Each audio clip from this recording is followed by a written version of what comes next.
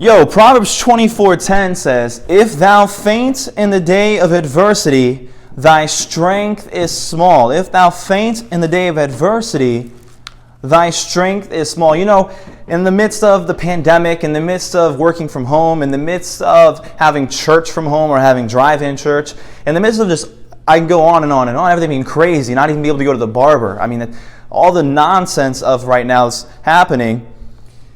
We could easily say that we are in a day of adversity, and I know it's light adversity. It's nothing like persecution, but it is adversity, and it is a time that could easily create a lot of anxiety. And I like to think of Romans 5, and where it talks about a time of tribulation, and for those that are filled with the Holy Ghost, tribulation will work patience, and patience will work experience, and experience hope, and experience unashamed.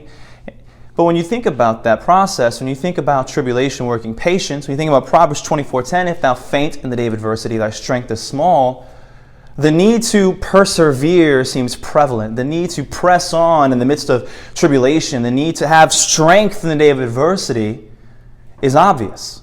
And as Christians, it shouldn't be said of us that when the day of adversity came, we were weak. When the day of adversity, when the day of tribulation, when the day of coronavirus came, we were weak and we fell prey to the fears of the world. We fell prey to the anxiety of the world. We fell prey because we were weak. And it shouldn't be said of Christians that we were weak in this time period. So when you think about being strong, when you think about having strength for that day, how can you have strength in that day of adversity? How can you have strength for the tribulation?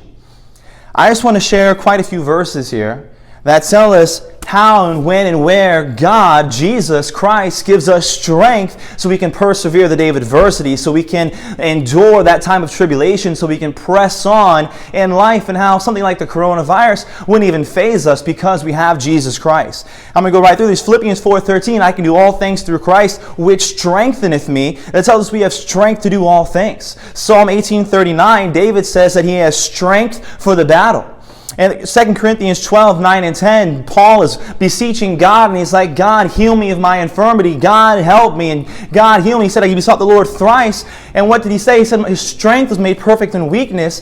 And in there we see that God gives strength for sickness. So God will give strength for all things. God will give strength for the battle. God will give strength for sickness. Isaiah 40:29 through 31. Isaiah, that's where he talks about the young and he talks about the weak. And then 31 is the psalm, "But they that wait upon the Lord shall renew their strength." And that word strength is in there a few times. In Isaiah 40:29 through 31, we see that he gives strength for the weak. So he'll give strength for all things, strength for the battle, strength for sickness, strength for the weak. And then in Isaiah 41:10, Isaiah once again says that God gives strength to his servant. When his servant needed strength, when he said, "You're the one that I've chosen," God said, "You're my servant. I'm going to give you the strength that you need." Psalm 73:26, Asaph said that God gave him the strength of his heart. When his heart was weak, when his strength was failing, God strengthened his heart.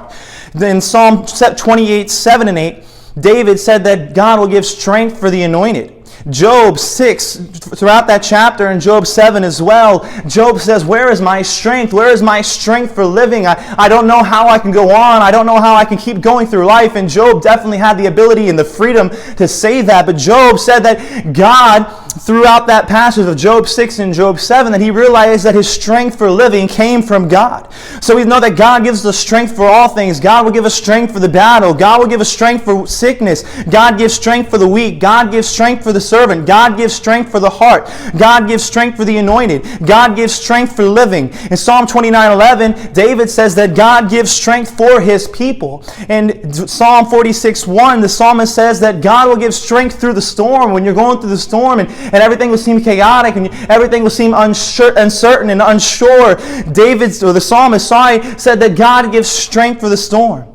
And one more verse, and there are plenty more, but Psalm 59:9, David says that God gives strength to wait.